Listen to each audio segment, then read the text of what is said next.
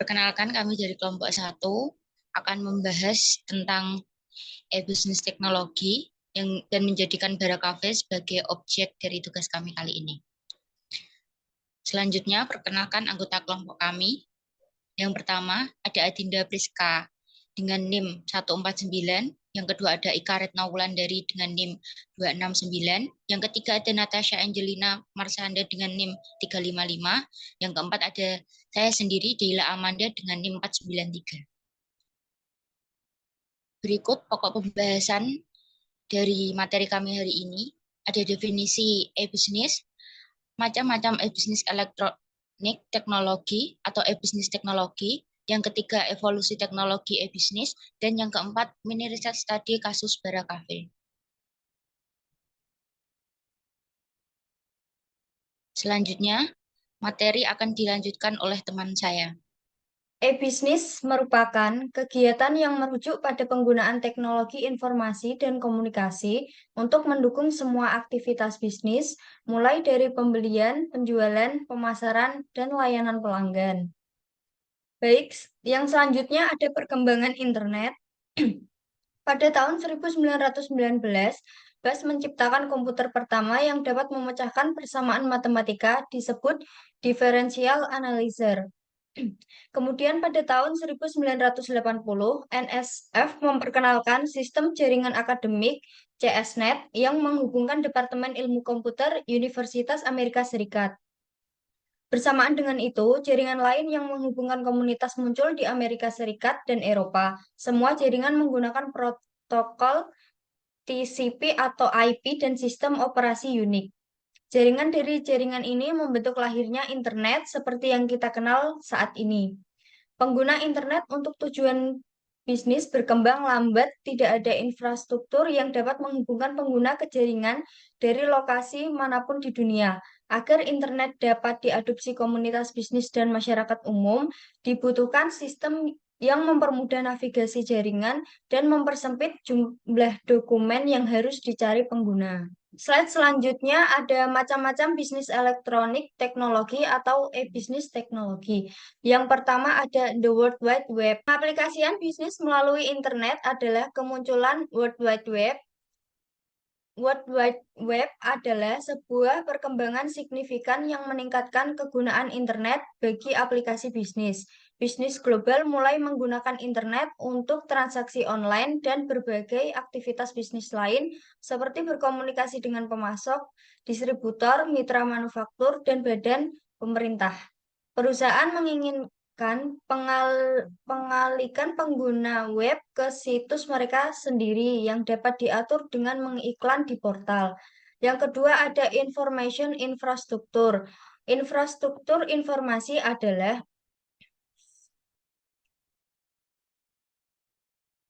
sistem pendukung yang memungkinkan internet bekerja. Inisiatif infrastruktur penting yang mengatasi masalah permintaan tinggi dan kebutuhan akses cepat dan efisien ke layanan internet adalah pengembangan broadband.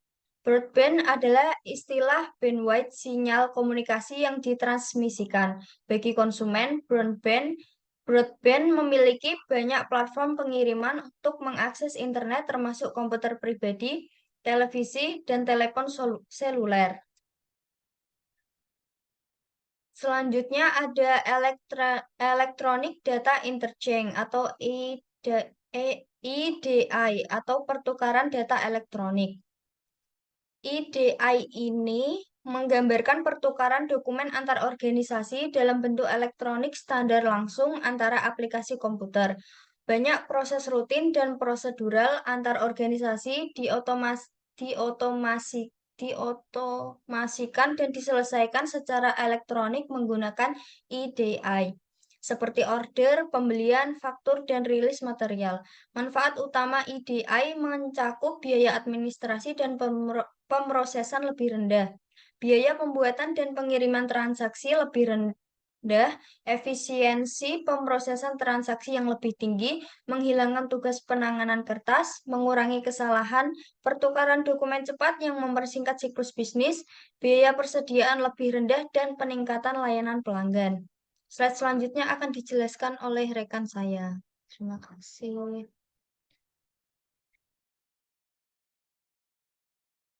Lalu selanjutnya ada program bahasa, yaitu pemrograman yang memfasilitasi pengembangan serangkaian instruksi dari pemrograman yang membentuk program komputer.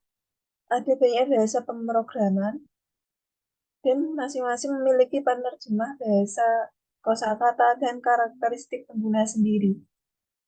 Yaitu ada beberapa bahasa. Yang pertama ada bahasa mesin, bahasa assembler, bahasa tingkat tinggi, bahasa generasi keempat, bahasa pemrograman berorientasi objek atau OOP, Java, dan XML.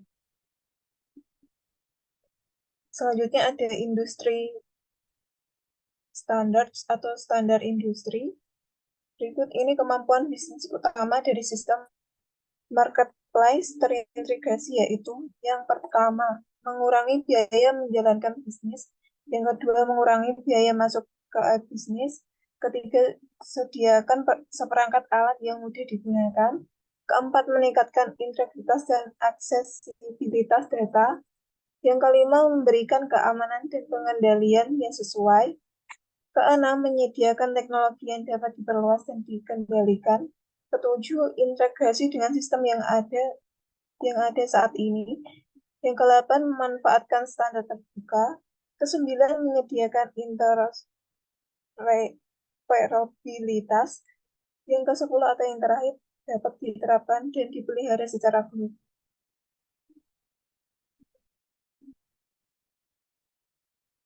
Selanjutnya ada wireless teknologi atau teknologi nirkabel, yaitu perkembangannya teknologi nirkabel meliputi ada WAP, yaitu Wireless Application Protocol atau standar yang mentransfer data dan informasi ke perangkat nirkabel. Yang kedua ada 3G, yaitu teknologi ponsel generasi ketiga, menyediakan transfer data kecepatan tinggi yang memungkinkan panggilan video. Yang ketiga ada Bluetooth, yaitu spesifikasi komunikasi radio jarak pendek antar perangkat seluler. Perangkat dapat berkomunikasi saat berada dalam jangkauan dan membangun hubungan jaringan. Yang selanjutnya ada Wi-Fi atau jaringan area lokal kecepatan tinggi yang memungkinkan akses nirkabel ke internet untuk pengguna seluler, kantor, dan rumah. Dapat digunakan di area perkotaan tanpa koneksi tetap. Yang terakhir ada WiMAX, yaitu layanan yang mendukung transmisi data hingga 10 MB atau per detik 20 kali lebih cepat dari kabel tembaga konvensional, atau bisa memungkinkan perusahaan mengirim informasi dalam jumlah besar lebih cepat.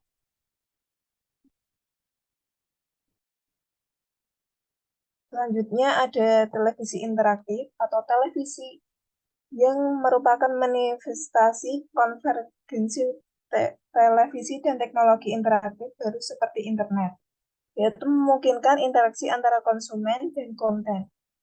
Perkembangan televisi digital membuka aplikasi interaktif baru di industri komunikasi dan penyiaran. Lalu selanjutnya ada sistem pembayaran atau payment system, yaitu kebanyakan bisnis menerima pembayaran melalui situs web mereka, dan perusahaan PayPal memfasilitasi cara berinteraksi yang aman. Pedagang online dapat membuka pembayaran layanan dengan mengakses situs web penyedia layanan pembayaran dan cukup klik untuk detail terikat perdagangan online. Dan salah satu aspek terpenting dari sistem pembayaran yang aman, e-bisnis dan e-commerce adalah keaslian transaksi.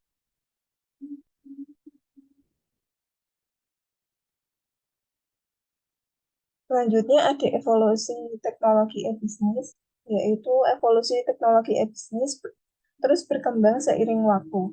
Dalam edisi terbarunya, dia membahas tren teknologi baru seperti kecerdasan buatan, Internet of Things atau WOT, dan blockchain yang berpotensi merubah landscape e-bisnis di masa depan.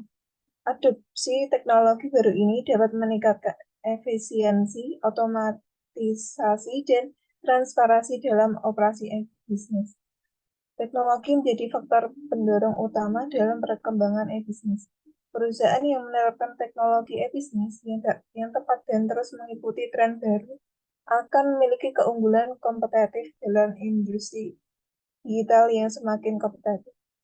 Selanjutnya akan dilanjutkan oleh rekan saya.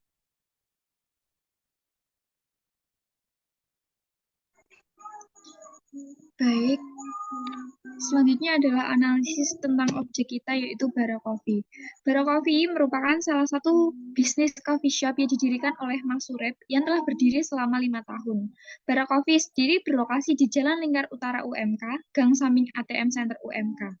Bara Coffee sendiri sebelumnya sempat berganti nama beberapa kali. Sebelumnya yakni The Bulker dan Rehability yang kemudian akhirnya berganti nama dengan Bara Cafe.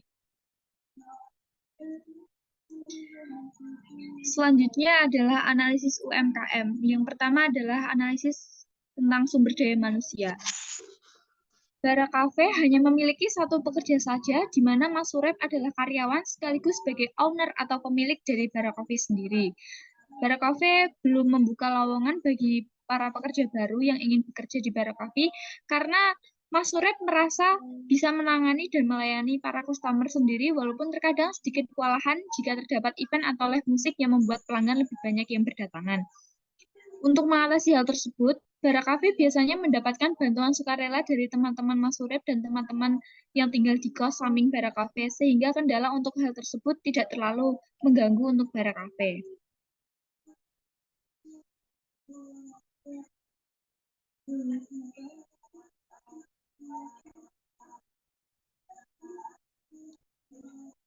Selanjutnya ada analisis tentang pemasaran.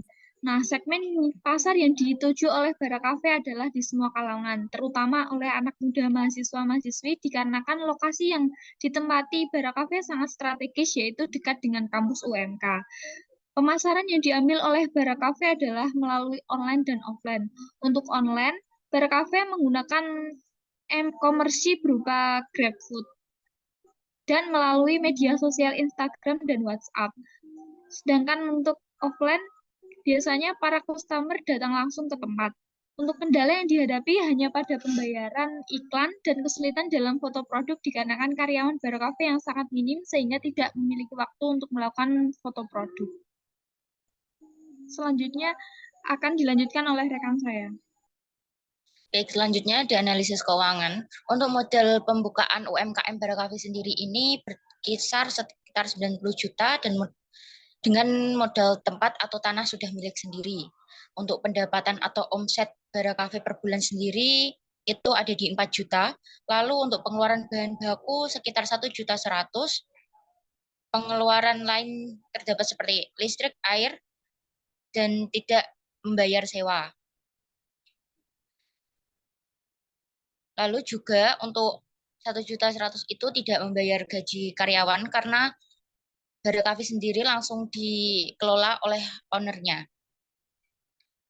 Untuk penggunaan e-commerce dirasakan cukup baik oleh Bara Cafe, terutama pada jumlah penjualan yang semakin meningkat atau kenaikan omset pendapatan pada Bara Cafe.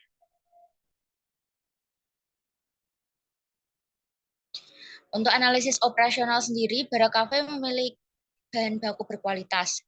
Pembelian bahan baku biasanya supplier bisa datang sendiri atau Mas Surep sendiri yang memesan lewat online atau datang ke toko-toko terdekat di sekitarnya yang menjual beberapa bahan baku yang sekiranya dibutuhkan. Untuk proses pengolahan meliputi penggilingan kopi, persiapan minuman, dan pembuatan minuman. Penyajian yang dilakukan cukup cepat dan sangat efektif.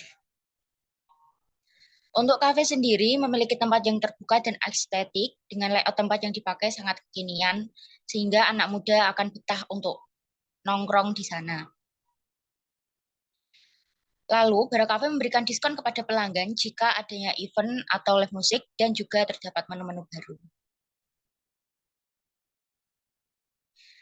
Berikut ada beberapa dokumentasi saat kami melakukan wawancara kepada ownernya Bara Cafe. Sekian presentasi dari kelompok kami, kurang lebihnya mohon maaf. Assalamualaikum warahmatullahi wabarakatuh.